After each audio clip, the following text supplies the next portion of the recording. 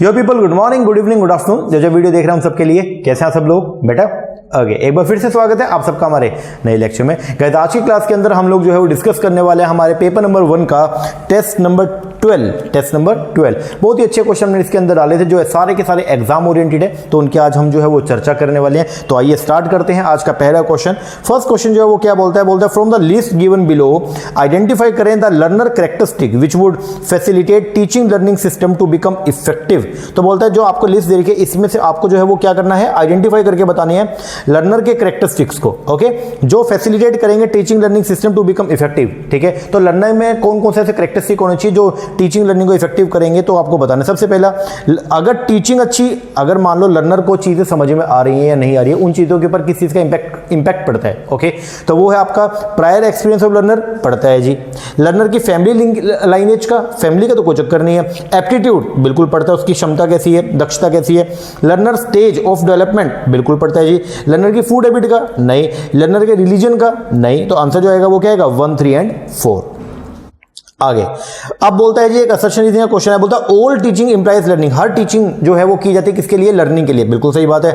बोलता है learning to be useful, अगर लर्निंग को यूजफुल बनाना है must be derive from teaching. तो लर्निंग अगर यूजफुल तभी होगी अगर वो डिराइव होगी टीचिंग से। ऐसा है क्या? नहीं, कई बार हम खुद से भी सीख जाते हैं, टीचिंग की रिक्वायरमेंट नहीं होती है। तो इसका मतलब जो है वो क्या, असर्शन तो क्या है, करेक्ट है, जबकि रीजनिंग क्या हो गया, फॉल्स हो गया। तो आंसर क्या, A is true but R is false.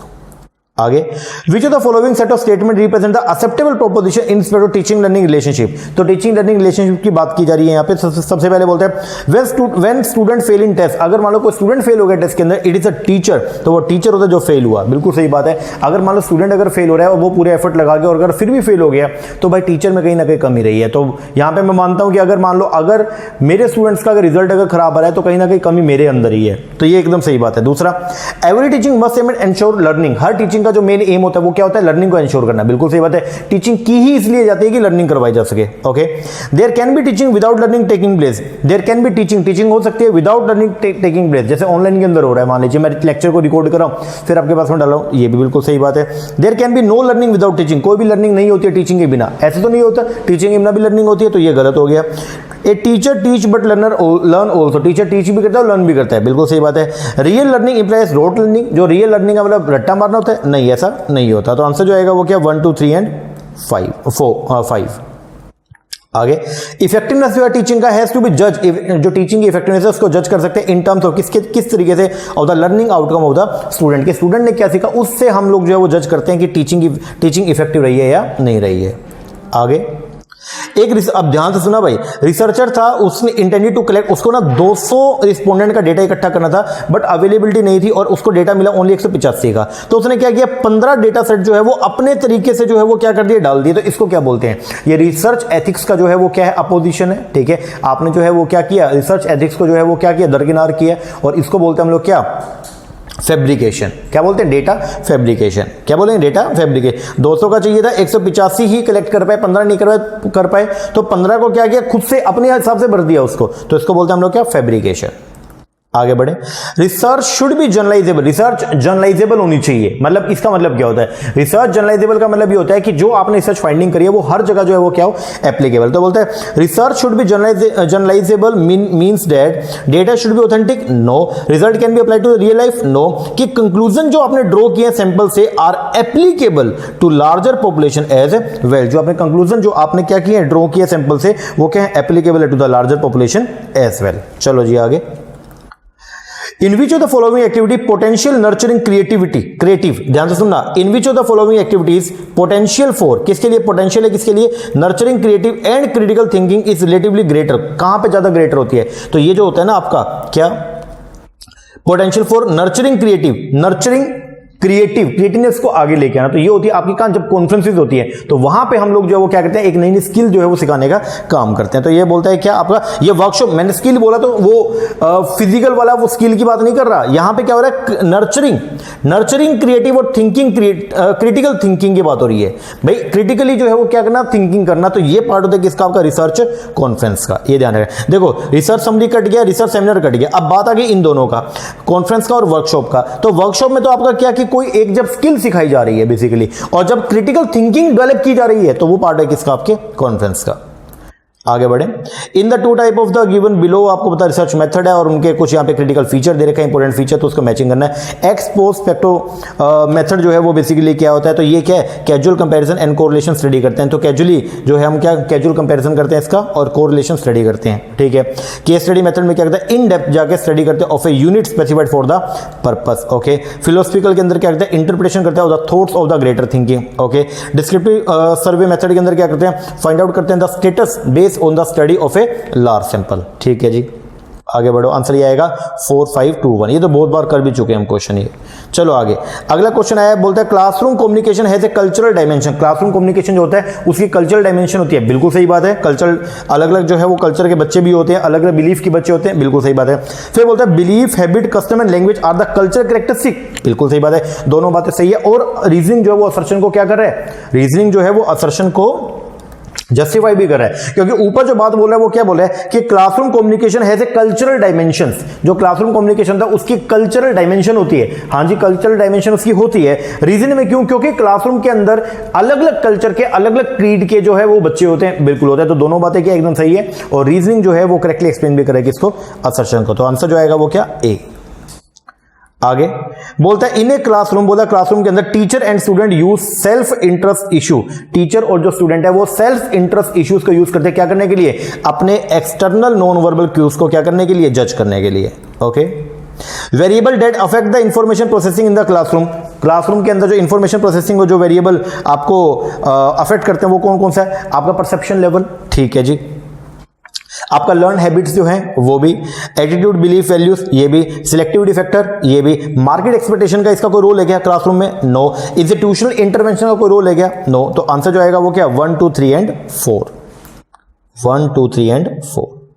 चलो जी, लो जी, एक ये नंबर सीरीज का क्वेश्चन है, 10 11 24 75 304। अब इसको जो है वो आपको बताना था आगे क्या होगा। तो इसमें जो है वो क्या लगा, देखो 10 into 1 plus 1 11, 11 into 2 plus 2 24, 24 into 3 plus 3 75, 75 into 4 plus 4 304, 304 into 5 plus 5, तो ये आ गया 1525। तो ये जो है वो सीरीज चली है इसमें, तो आपको ध्यान रखना पड़ेगा 1525। आगे बढ़ो, लो जी, ये आ गया आपका, ये देखो, ये आपको सीरीज ये देखिए, -1 0 7 26 63 124। तो आपको बताना है, देखो वैसे तो ना आप यहाँ पे देख सकते हो, ये देखो ये 7 है, ये देखो 26 है, ये देखो ये क्या है 63 है, ये देखो 124 है। तो कहीं ना आपको, आपने शायद देखा हो कि 7 है, मतलब 2 का क्यूब जो होता है उसमें से 1 माइनस किया, 26 27 3 का क्यूब माइनस 1 किया, 63 64 बोले तो 4 का क्यूब माइनस 1 किया, 124 125 5 का क्यूब माइनस 1 किया। तो इस तरीके से, तो ये यहां सीरीज जो चली वो क्या है, 1 का क्यूब -1, ये -1 आ गया, 1 का क्यूब -1 ये 0 आ गया, 2 का क्यूब -1 8 आ गया, 3 का क्यूब -1 26, 4 का क्यूब -1 64, 5 का क्यूब -1 124, और 6 का क्यूब -1 जो आएगा, 6 का क्यूब करेंगे तो क्या आएगा 216, माइनस में 1 करेंगे तो 215। आगे, if in certain language silver को अगर जो है वो कोड किया गया इस तरीके से KHRQDU, तो आपको बताना है कि गोल्डन को कैसे करेंगे। तो यहां पे जो लगा, एक तो इंटरचेंज किया गया और एक -1 का कॉन्सेप्ट लगा। जैसे यहां पे देखिएगा कि अगर मैं बात करता हूं किसका, L का, तो L को L में -1 किया तो K, तो यहां K आ गया, S में -1 किया तो R यहां आ गया, और I में -1 किया तो K ये आ गया। तो इस तरीके से, तो उसी तरीके से ये कि L जो है इसमें से -1 करूंगा तो क्या आएगा K, O में से -1 करेंगे N, और G में से -1 करेंगे F। उसी तरह N में से -1 M, E में से -1 D, और D में से -1 C। तो आंसर जो बनेगा वो बनेगा A। आगे बढ़े, बोलता है if the proposition no man are honest, अगर बोलता है ये no man are honest, no वाली प्रोपोजिशन जो है is taken to be false, अगर इसको जो है वो क्या मान लिया, फॉल्स मान लिया, तो बताना है आपको सर्टेनली टू बी ट्रू जो है कौन सी होगी। तो यहाँ पे कॉन्ट्राडिक्टरी का केस लगेगा, अगर ये फॉल्स है तो इसके ये वाली, ये जो है सर्टेनली क्या होगी, ट्रू। और आई जो है वो कौन सी होती है, AEIO बोलते हैं ना, तो आई जो है वो कौन सी होती है, सम वाली। तो सम मैन आर होनेस्ट जो है ये क्या होगी, सर्टेनली टू बी ट्रू होगी। आगे बढ़ो, द URL जो आपका यूनिफॉर्म रिसोर्स लोकेटर है of the Oxford university press India website is HTTP, फिर ये आपको दे रखा है, ठीक है। तो यहाँ पे HTTPS का मतलब क्या है, तो ये होता है hyper text transfer protocol secure. तो ये थोड़ा ध्यान रखना, आंसर क्या आएगा, B। आगे, वैक्यूम ट्यूब जो है उसका यूज किया गया इन विच जनरेशन, किस जनरेशन में आपने वैक्यूम ट्यूब को यूज किया, तो वो था जी आपका कौन सा, फर्स्ट जनरेशन, क्योंकि सेकंड जनरेशन में क्या आ गए थे, ट्रांजिस्टर्स आ गए थे।